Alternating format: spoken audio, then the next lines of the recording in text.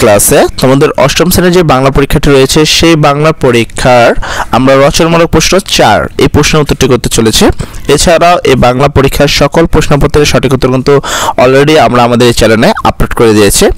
যাদের সেই সকল প্রশ্নের উত্তরগুলো চাই তারা চলে যাও এই ভিডিও ডেসক্রিপশনে, সেখানে গেলে তোমরা একটা প্লে স্টোর লিংক পাবা, সেখান থেকে এই বাংলা পরীক্ষার সকল প্রশ্নের উত্তর ধারাবাহিকভাবে আপলোড করা রয়েছে, সেখান থেকে তোমরা প্রয়োজন অনুসারে দেখে নিতে পারো।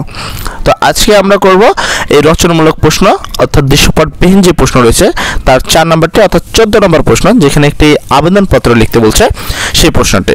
তবে তার আগে আমি তোমাদের ছোট্ট একটি বিষয় জানিয়ে দিতে চাই পরীক্ষার কেন্দ্রের জন্য।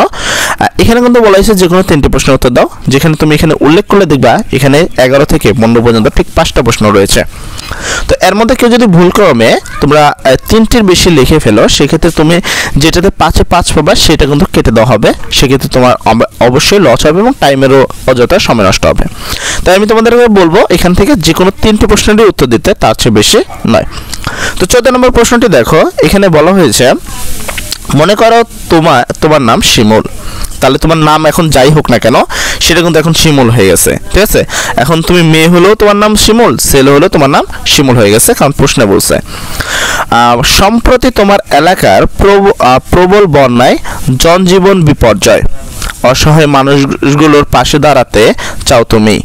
এই জন্য নিচের বিষয়গুলোকে বিবেচনায় নিয়ে জেলা প্রশাসকের কাছে একটি আবেদনপত্র লিখো। বিবেচ্য বিষয় হলো উপযুক্ত কাঠামো, যোগাযোগের উদ্দেশ্য, তারপর হলো পরিবেশ পরিচ্ছন্ন বিবরণ, চিন্তা ও অনুভূতির প্রকাশ। এই বিষয়টা নিয়ে একটি আবেদনপত্র লিখতে হবে। তবে আবেদনপত্রের বিষয়ে ছোট্ট একটি কথা আমি তোমাদের জানিয়ে দিতে চাই। এটা ধরো তোমার একটি A4 পেজ বা তোমার স্যাররা যে খাতাটা দিয়েছে সেটা, এইটা হলো তার পরের পেজ। অনেক ক্ষেত্রে দেখা যায় আবেদনপত্র লিখতে লিখতে এই খাতায় আর জায়গা থাকে না, তখন অনেকেই করে এখানে একটুখানি বাদ রয়েছে, এখানে 2-1 লাইন লিখে দেয়, যা সম্পূর্ণভাবে ভুল। তোমাকে মনে রাখতে হবে আবেদনপত্র কখনোই 2 নম্বর পেজে করা যাবে না। তুমি যে পেজে আবেদনপত্র লিখছো এই 1 পেজের মধ্যেই তোমাকে আবেদনপত্র সম্পূর্ণভাবে বিবরণ সহ কমপ্লিট করতে হবে, তাহলেই তুমি পূর্ণ মার্ক পাবা। আশা করি আবেদনপত্র বিষয়ে মোটামুটি ধারণা তোমাদের হয়ে গেছে। তো চলো এবার এই প্রশ্নের উত্তরটি দেখে নেওয়া যাক। তো প্রশ্নের উত্তরে আমরা যেটা লিখবো, আবেদনপত্রের প্রথমে কিন্তু একটা তারিখ লিখতে হবে, যেটা এখানে লেখা আছে 2 সেপ্টেম্বর 2024, তবে এটা কিন্তু হবে না। তোমাদের যে পরীক্ষার তারিখ সে তারপর ডিসেম্বর মাস 2024 এটা হবে। বরাবর জেলা প্রশাসক, এটা হলো নোয়াখালী লেখা রয়েছে, তবে এটা তো নোয়াখালী রয়েছে এর জন্য কিন্তু তুমি যেখানে থাকো, যেমন আমি রাজশাহীতে থাকি, তাহলে আমি লিখবো জেলা প্রশাসক রাজশাহী। তুমি যদি চট্টগ্রামে থাকো তাহলে লিখবা জেলা প্রশাসক চট্টগ্রাম। তুমি ঢাকায় থাকলে তাহলে লিখবা জেলা প্রশাসক ঢাকা। আশা করতে বুঝতে পেরেছ। বিষয় আকস্মিক বন্যায় ক্ষতিগ্রস্ত মানুষের পাশে দাঁড়ানোর জন্য আবেদন, এটা হুবহুই থাকবে। এর পরবর্তীতে আমরা উত্তরে যেভাবে লিখব সেটা যদি আমরা একটু খেয়াল করি, জনাব বিনীত নিবেদন এই যে আমি নোয়াখালী অথবা যদি ঢাকা হতো তাহলে ঢাকা, রাজশাহী হলে রাজশাহী জেলার সোনাইমুলী উপজেলার একজন বাসিন্দা। সেখানে তুমি তোমার ঠিকানা লিখবা, তুমি কোথাকার বাসিন্দা।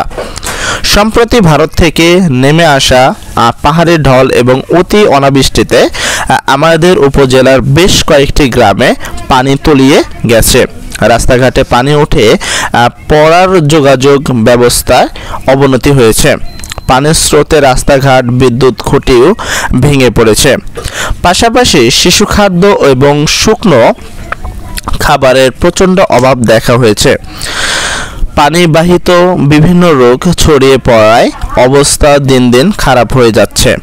এমন অবস্থায় আমাদের উপজেলার জরুরি সহায়তা অবশ্যই আবশ্যক হয়ে পড়েছে। অতএব মহোদয়ের নিকট আমাদের আকুল আবেদন, আমাদের বন্য দুর্গত এলাকায় প্রয়োজনীয় ব্যবস্থা গ্রহণ করে উপজেলার অসহায় মানুষের পাশে দাঁড়াবেন। নিবেদক, এখানে যেহেতু শিমুলের কথা বলছে তাহলে শিমুল লিখবা সোনাইমুড়ি নোয়াখালী।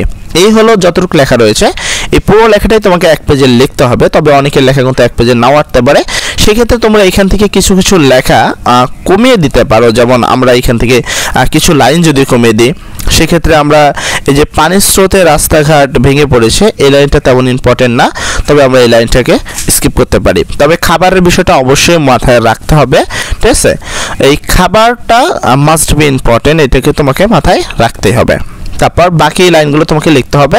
তবে চেষ্টা করবে পুরো যা যা লিখে রেখেছি এখান থেকে পুরোটাই লেখার, এবং এখান থেকে অবশ্যই একটা স্ক্রিনশট দিয়ে নেবে যেন তোমাকে বারবার বিষয়টাকে ভিডিওতে এসে না দেখতে হয়। আর একটা বিষয়, যারা এখন পর্যন্ত আমাদের চ্যানেলটি সাবস্ক্রাইব করতে ভুলে গেছো তারা অবশ্যই চ্যানেলটি সাবস্ক্রাইব করে দেবা।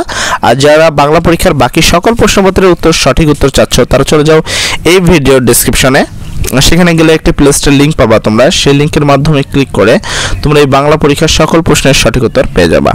আশা করি বুঝতে পেরেছো। তো সর্বোপরি কথা, সবাই ভালো থাকো, সবার জন্য দোয়া করি সবার পরীক্ষার জন্য ভালো হয়।